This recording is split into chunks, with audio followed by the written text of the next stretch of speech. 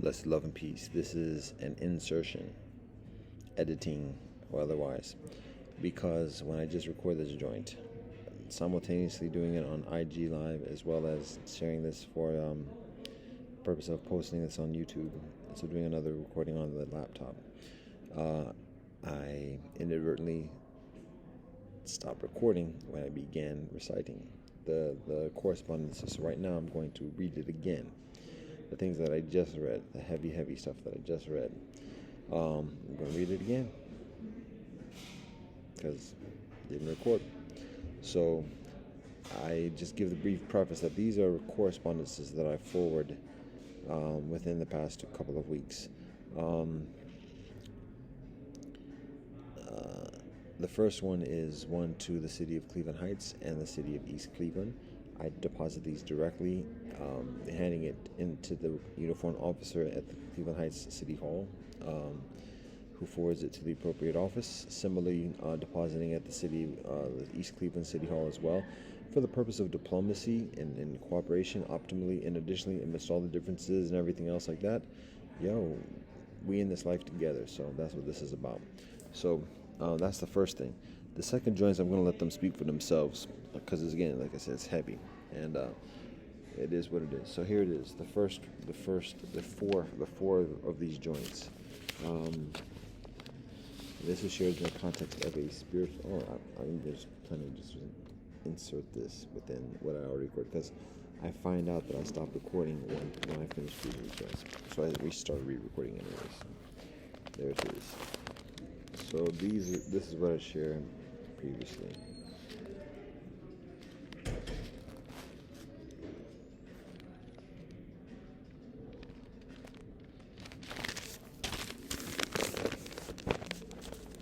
This is actually dated. I didn't say this in the first one. This is dated 61.29.5.17, semicolon 77, semicolon 1.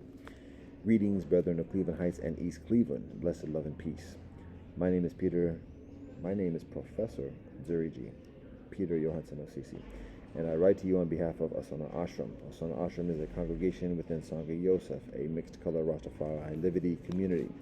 I and I have a strong track record for sharing peace, love, harmony, and prosperity in Cleveland Heights, East Cleveland, the Cuyahoga, Ohio, United States, Earth, and Universe. I and I continue to do such. I and I established a schoolhouse in the field between Cleveland Heights and East Cleveland on Superior. I and I Schoolhouse provides education in this discipline of mixed color, Rastafari Livity of peace, love, harmony, and prosperity. I and I recognize Cleveland Heights and East Cleveland are incorporated under the jurisdiction of the state of Ohio. The state of Ohio is constituted under the jurisdiction of the United States of America. The United States of America abides under the jurisdiction of the United Nations, and the United Nations exists under the jurisdiction of the law of earth. I and I are officers and governed by the law of earth, charged to promote the well-being of all beings on earth and the universe. My specific corps of officers of the law of earth are prohibited from utilizing lethal weapons, yet I and I are authorized to defend ourselves and to subdue violent aggressions and threats. I and I communicate this simply FYI, in the interest of peace, love, harmony, and prosperity for all I and I brethrity of Cleveland Heights, East Cleveland, and the universe. I and I share the proclamation of the world peace prayer. May peace prevail upon earth. All thanks and praise to the Most High Elohim Jah Rastafari. One love and peace. Zuriji Peter, Asona Ashram, Sangha Yosef. With the website address www.crookedriverstraightpath.wordpress.com/Sangha Yosef. And I also share when I deposit these correspondences to the respective city halls, I also share some additional material, which is a booklet, handcrafted booklet of a pluralism primer that shares lists of languages, teachers, rivers, calendars,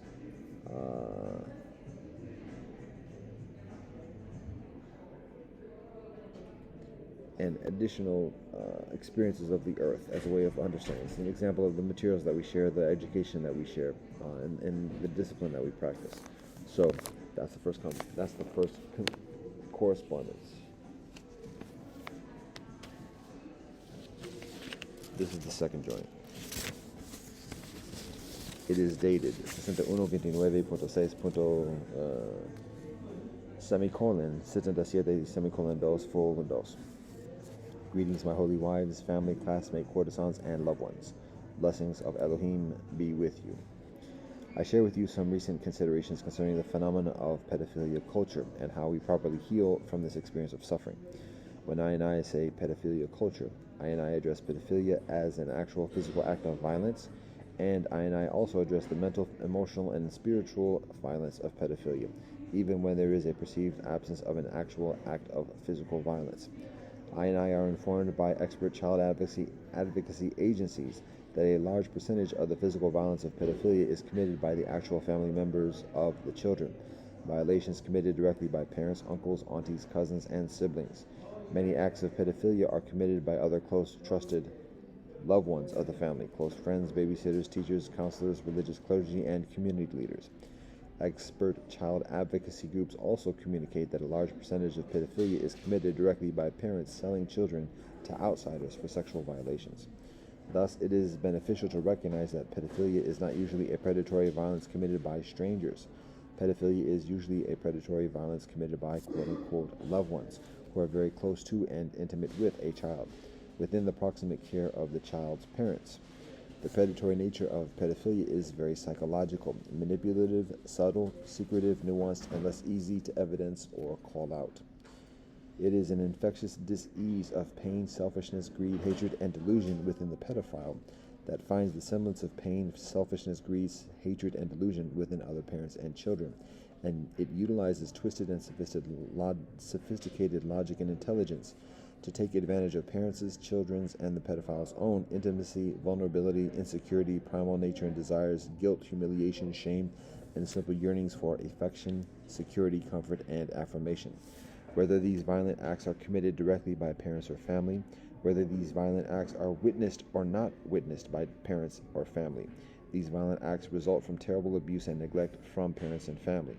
These violent acts involve terrible psychological abuses of physical violence and intimidation, fear, guilt, pleasure, pain, threats, rewards, confusion, affection, hatred, apathy, and nihilistic rationalizations. The result is severe physical, mental, emotional, and spiritual violence and suffering. Even when a child is able to physically survive this violence to become an adult, the adult survivor continues with severe trauma, with adversities and uncertainties concerning trust, relationship, faith in God or benevolence, sense of purpose, self-value, healthy living. This trauma is woefully shunned and ignored by the larger society because the larger society is fraught with defending against and committing the same afflictions of predatory violence against each other. Adult survivors experience continuing quote-unquote carrot and stick conditioning, from minimum wage workers to 10-figure white-collar clergy, habitually rewarded for effectively conquering and manipulating other boys and girls, and habitually threatened with destitution for inefficacy or refusal, habitually unsettled in trust, healthy relationship, intimacy, and marriage, and habitually motivated, distracted, and dissuaded from committing such. This is an ancient atrocity, pedophilia, predatoriness, and trauma. I observe the practice of quote-unquote mentors in ancient Greece, where parents previously arranged for young sons, pre-adolescent and adolescent, to commit sexual violations with men of high society as a means for the boys to gain favorable career opportunities within high society. The buying and selling of women and girls and slaves is an ancient and ongoing atrocity around the earth. The culture of pedophilia is a normalized social environment where the victims are improperly introduced to sexual behavior. It is the corruption of children. Once a victim is introduced or even attached to an experience of corruption, the victims are abused and manipulated based upon that corruption. The specific acts of corruption can vary widely, from subtle, nuanced suggestions to actual physical violations. Pedophilia culture is where this corruption is normalized and systemized and systemic. It is a culture where men talk openly and freely around children about sexual intercourse, sexual prowess, sexual features, sexual jokes, and sexual expectations. It is a culture where women dress openly and freely around children, directly exposing the women's shoulders, bosoms, backs, navels, feet, ankles, shins, calves, and thighs, flirting with the women's hairs, postures, and additional expressions. This may seem like normal and harmless social behavior, even individual rights and freedoms, Yet that is evidence of how hypersexualized society is and how normalized pedophilia culture is. These expressions introduce and stimulate the minds of boys to have sexual intercourse without proper understanding or discipline about sexual behavior. It discourages boys to secretly search to relieve the sexual urge through further abusive behavior of pornography, molesting vulnerable girls, masturbation, self-abuse, and further. It leaves the boys increasingly susceptible to the manipulations of the pedophilia culture. These expressions introduce and limit the minds of girls to share sexual experience through direct intercourse, fondling, and flirtation, in order to respectively compete for the attention and affection of a boy, and to simply maintain a sense of peace and security in the girls' homes, appeasing the whims and favors of the adults within the pedophilia culture.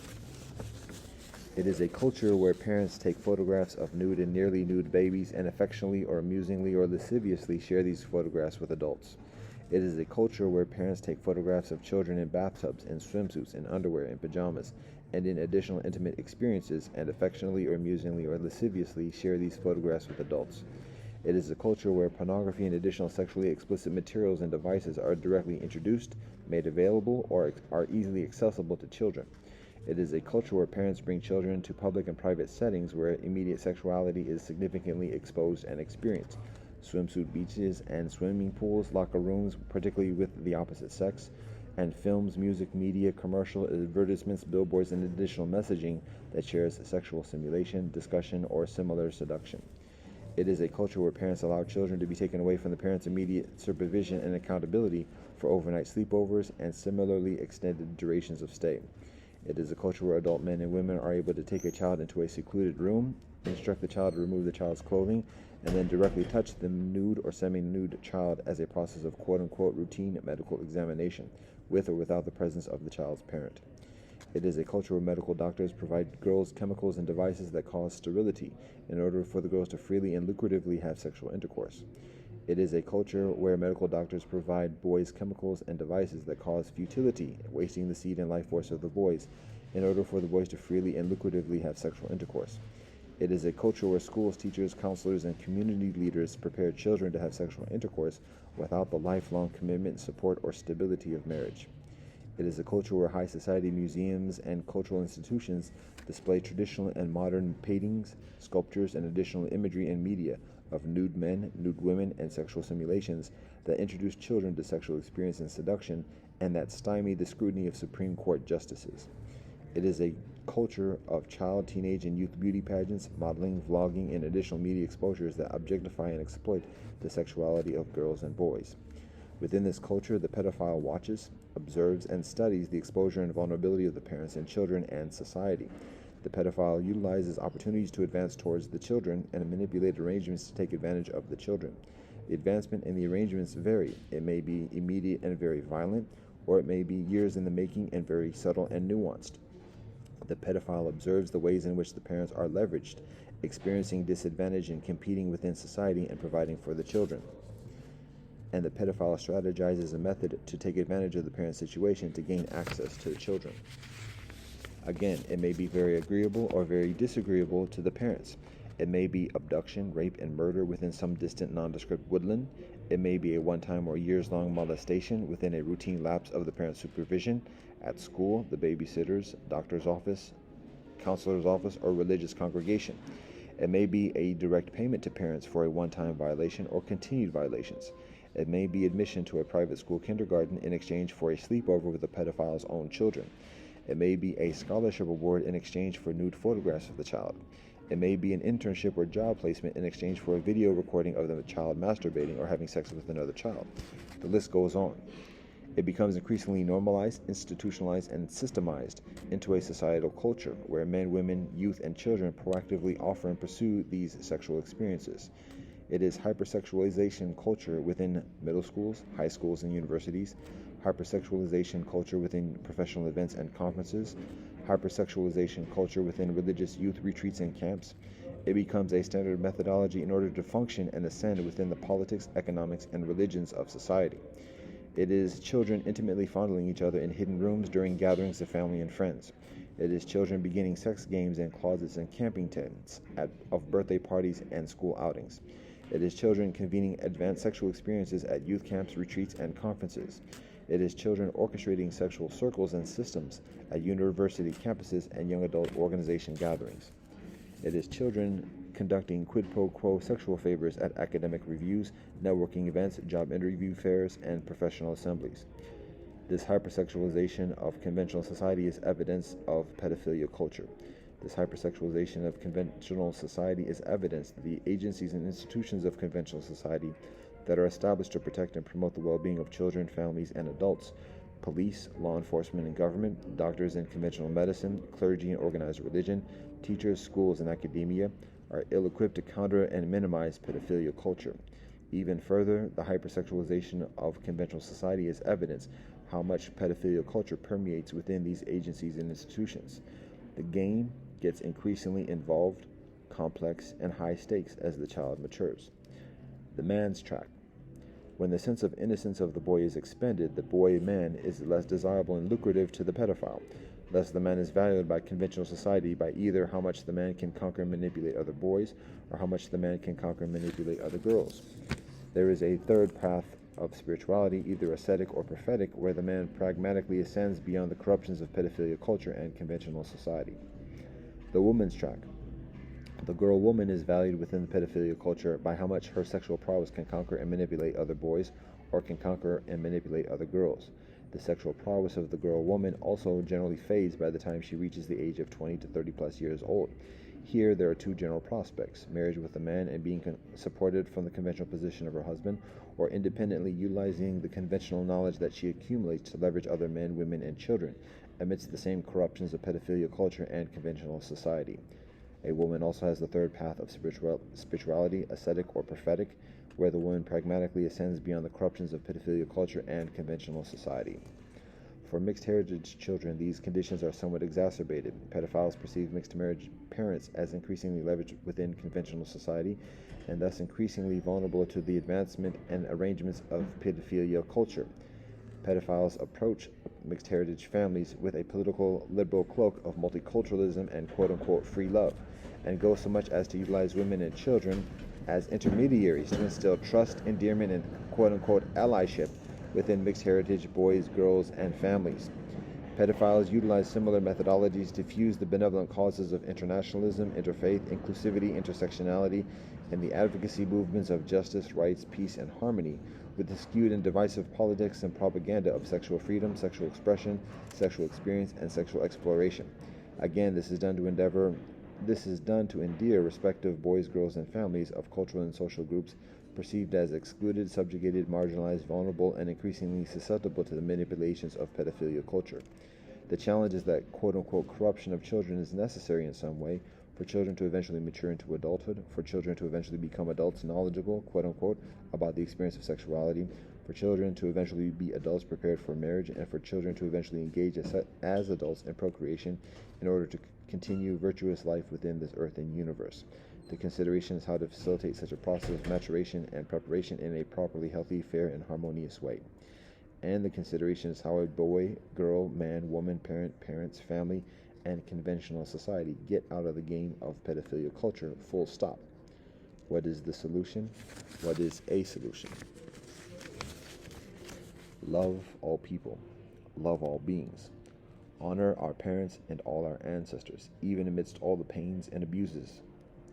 Find forgiveness in our heart, not acceptance, not acquiescence, not forgetfulness, forgiveness, even simply for ourselves, an oasis of peace and tranquility, and build a garden from this foundation of forgiveness. Find a plant a tree, find some additional life within which to commune, to share peace. Find some water, share some water. Find your breath, share your breath. Find your quiet, share your quiet. Find your words and expressions, share your words and expressions. Study your words and expressions of your ancestors and relatives. Songs, stories, rituals, ethics. Remember who you are. Remember where you come from. Recognize who you are. Recognize where you are going. Remember what is healthy. Recognize what is healthy. Spirit, heart, mind, body. Complete healthy. Remember and recognize routines that provide you healthy. Remember and recognize relationships that provide you healthy. soil, water, light, air, shade, seeds, balance, plants, animals, family, friends, who share healthy with you, who share healthy songs with you, who share healthy stories with you, who share healthy rituals with you, who share healthy ethics with you, who share your purpose, who share your discipline, who share your routine. Remember and recognize how these relationships and routines provide you sustenance and shelter and security. Remember and recognize how this sustenance, shelter, and security provide you with regularity and stability to share genuine commitment, genuine affection, genuine concentration, genuine intimacy, genuine healthy relationship that is life commitment, marriage. Women, value and practice your femininity and modesty. Teach healthy songs and stories to children. Find groups, communities, and kinfolk who value and support your femininity and modesty. Men, find your deen, your discipline, your talent, your seva, service to earth and universe. Find a method to share your seva with groups, communities, and kinfolk to support yourself materially. Secure land and residence and conventional status to sustain yourself and wife and children. Invest in cooperatives with those who share your deen, your discipline, your purpose. Nature, harmony, modesty, honesty, compassion. Spirituality transcends corruption. Discipline is resilience. Knowledge of self, discipline of self, love of self. Knowledge of self is knowledge that the divine presence of the Most High Elohim Jah lives in I. Discipline of self is regularly studying, practicing, living, sharing, and teaching this knowledge, harmony, behavior, healing on a day in, day out basis, all day, every day.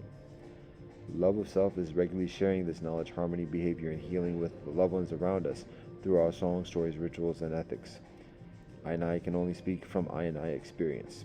Me personally trust Elohim Jah 100%, 100%. Me personally trust ethics around 90%. Me personally trust myself usually around 50%. You can figure where me personally trust anyone else. Me trust certain ones for certain things. I trust Elohim Jah. Ethics can be difficult to decipher and sort and apply. However, there are tried and true mathematics that are practiced from ancient days. When it comes to kinfolk and conditions, I do best to understand the nature of things, amidst the nature of things, to understand the purpose of things, amidst the purpose of things, to understand my immediate purpose in things, my immediate purpose in the conditions and with the kinfolk, that is the harmony, that is the divine intention of the Most High. Give thanks and praise. I, each and every one, have sacred purpose and talent and skill to promote the health and well-being of life in this universe. At this moment, amidst this corruption, a significant miracle, gift, occupation, seva, service to life in this earth and universe is the simple reminder and recognition of this health and well-being, particularly through songs, stories, rituals, and ethics, particularly through the songs, stories, rituals, and ethics of the respective ancestors and relatives of the life in this universe, and the life in this earth and universe. I call this healthy organic educulture. And I share this with healthy organic agriculture. Spirit feeds and heals heart, heart feeds and heals mind, mind feeds and heals body, body feeds and heals spirit. I study, practice, and teach the songs, stories, rituals, and ethics that big up our spiritual energy, that big up our heart energy, that big up our mind energy, that big up our body energy.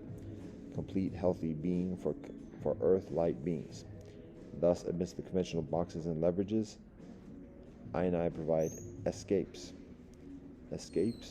and escapes the natural flow of waves upon land. Seasons and cycles and circles and share. The light shines bright in I.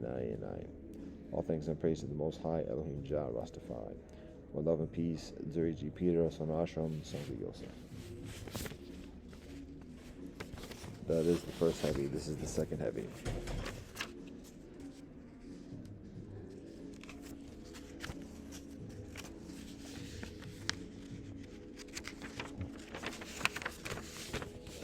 It is dated 61-29-6.2, semicolon 77, semicolon 3, full 3. It is titled The Era of Pangaea Lesbos. Women are systemically literate. There is no turning back from this. Women are systemically knowledgeable about the laws and foibles of man. There is no earthly place in the universe for man to hide. Science and technology is increasingly influential within human civilization. Science and technology are governed by literacy. Science and technology are biased towards cold water culture. Women's literacy and mechanical practice of science and technology has competitive advantage amidst men's indiscretions and indulgences within the practice of science and technology. Through this competitive advantage of women's literacy, women systemically ascend through the hierarchy of science and technology. The systemic ascension of women's literacy within science and technology results in a systemic order and societal and social culture of women authoritarianism. Within the systemic order and social culture of women authoritarianism in science and technology, there is demotivation for women to marry with men and or to procreate with men in a traditional way, as women are increasingly adept and efficient in obeying the laws and practices of science and technology, whilst the indiscretions and indulgences of men are an increasing liability within the ascension of the hierarchy of science and technology. A few number of men are able to ascend within the mid-level hierarchy of women authoritarianism of science and technology. Effective eunuch slaves, disciplined married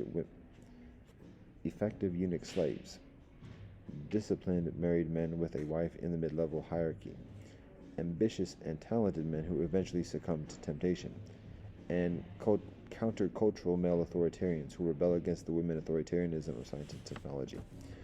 To sustain itself, women authoritarianism institutes a systemic methodology of artificial insemination amidst systemically selected women, and raises children as earthly anchors, servants, and inheritors of the women authoritarianism of science and technology.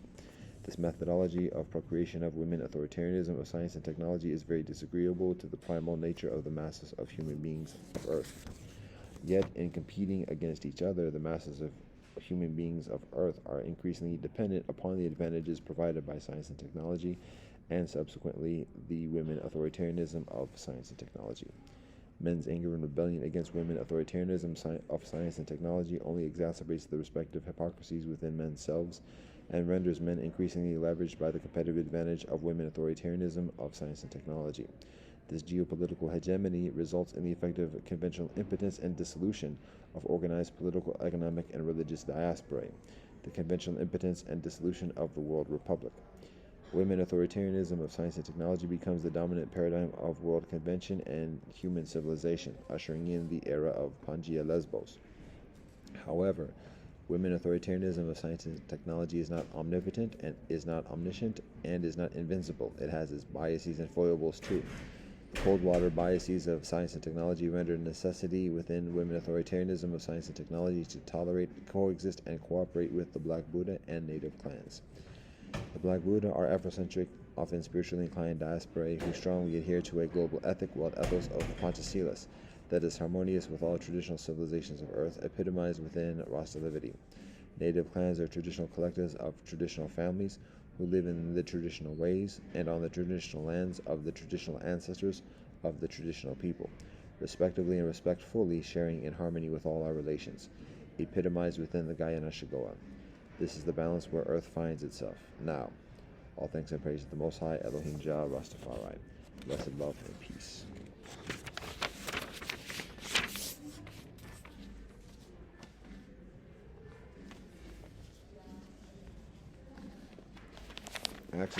I think I actually recorded this concluding joint, but just to keep it all together, I'm going to say it again. It's comparatively brief, it's comparatively light, it's comparatively conclusive and appropriate.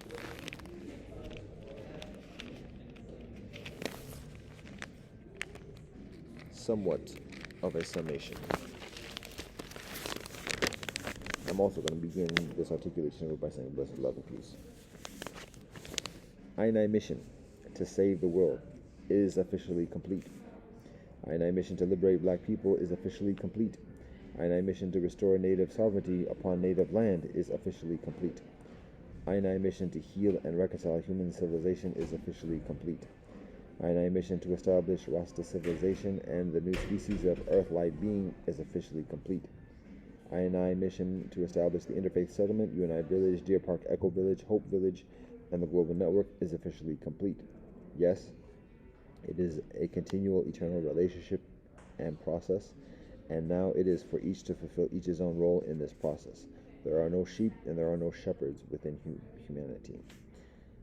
My responsibility of reaching out my attention and considerations to my wives, my family, my consorts, and my loved ones is officially complete. It is a continual, eternal relationship and process, and it is for each to find each's own purpose, belief, discipline, and rhythm of cycles to proceed in further proximity with me and I. Now I am simply a school teacher, Professor Dzurigi, at the Schoolhouse of Mixed Culture Rasta Livity on Superior between EC and the Heights. This is I concentration now, and whatever experience continues and grows around the schoolhouse, all thanks and praise to the Most High, Elohim Jah, Rastafari.